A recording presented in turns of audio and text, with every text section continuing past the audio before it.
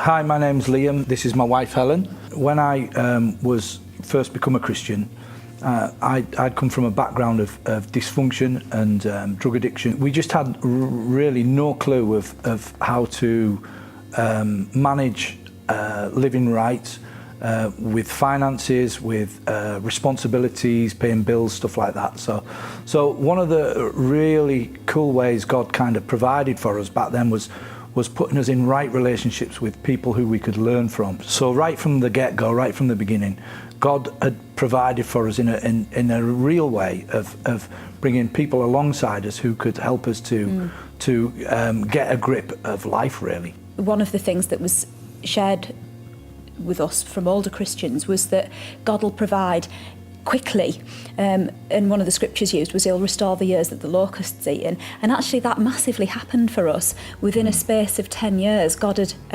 enabled us to establish ourselves financially, Liam in business, me in my trade. We bought a house, and we were able to provide for our children in a way that you would hope to be able to. I remember a real hard winter, and my trade, I work outside and it's external, and that's all I do. So I'm really subject to the weather, and this hard winter we'd recently bought a four-wheel drive vehicle, and then the snow hit, and then I landed a large contract doing an external product in an internal place, in a big internal prison. So I was doing my trade inside, and I wasn't subject to the weather. And while all the people I knew were sat at home, I was going to work every day in this four-wheel drive that I wasn't hampered by the weather, and neither was my work.